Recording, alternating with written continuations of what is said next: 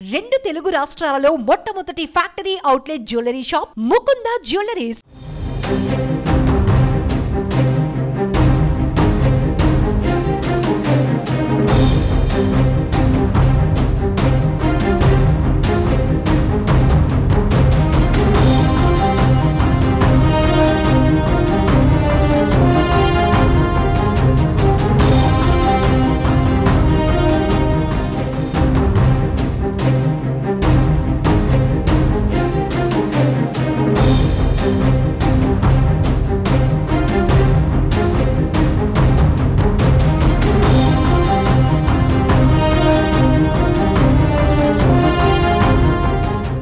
ఆంధ్రప్రదేశ్లో ఎన్నికలు సమీపిస్తున్న వేళ ఆసక్తికర పరిణామాలు చోటు చేసుకుంటున్నాయి.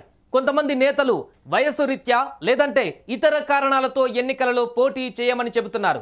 తాజాగా ఇదే జాబితాలో మాజీ మంత్రి కొడాలి నాని చేరారు. తాను వచ్చే ఎన్నికలలో పోటీ చేయనని, ఇవే తనకు చివరి ఎన్నికలని కొడాలి నాని స్పష్టం చేశారు. దీంతో నాని వ్యాఖ్యలపై రాజకీయ వర్గాలలో జోరుగా చర్చ జరుగుతోంది. మాజీ మంత్రి కొడాలి నాని ఎన్నికలలో పోటీ గురించి ఓ ఇంటర్వ్యూలో షాకింగ్ వ్యాఖ్యలు చేశారు. 2024 ఎన్నికలు తనకు చివరి ఎన్నికలని ఆయన స్పష్టం చేశారు. 2029 ఎన్నికలలో పోటీ చేయనని తెలిపారు. ప్రస్తుతం నా వయస్సు 53 ఏళ్లు, మళ్ళీ పోటీ చేసేసరికి 58 ఏళ్లు వస్తాయి. ఆ వయస్సులో నేను ఎన్నికలలో పోటీ చేయలేను. అందుకే 2029 ఎన్నికలకు దూరంగా ఉంటానని చెప్పారు. నా కూతుళ్లకు రాజకీయాలపై ఆసక్తి లేదని, నా తమ్ముడి కొడుక్కి ఆసక్తి ఉంటే అప్పటికీ పోటీలో ఉండవచ్చని తెలిపారు.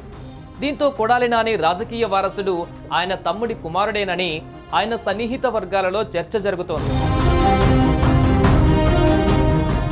గుడివాడ రాజకీయాలలో కీలక నేతగా నిత్యం చంద్రబాబు, పవన్ కళ్యాణ్, నారా లోకేష్ను టార్గెట్ చేసే నేతగా కొడాలి నానికి పేరుంది. వైసీపీలో కీలకంగా వ్యవహరించిన కొడాలి నాని వైఎస్ఆర్ కాంగ్రెస్ పార్టీ తరఫున గుడివాడ నుండి ఎమ్మెల్యేగా గెలిచి జగన్మోహన్ రెడ్డి ప్రభుత్వంలో మంత్రిగా పనిచేశారు.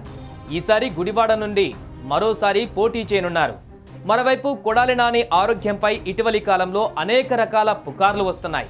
వాటిలో ఎంత నిజమన్నది తెలియదు, కానీ ఆయన రోజురోజుకు బలహీనమవుతున్నారని ఆయనను దగ్గరగా చూసిన వాళ్లకు అర్థమవుతుందంటున్నారు.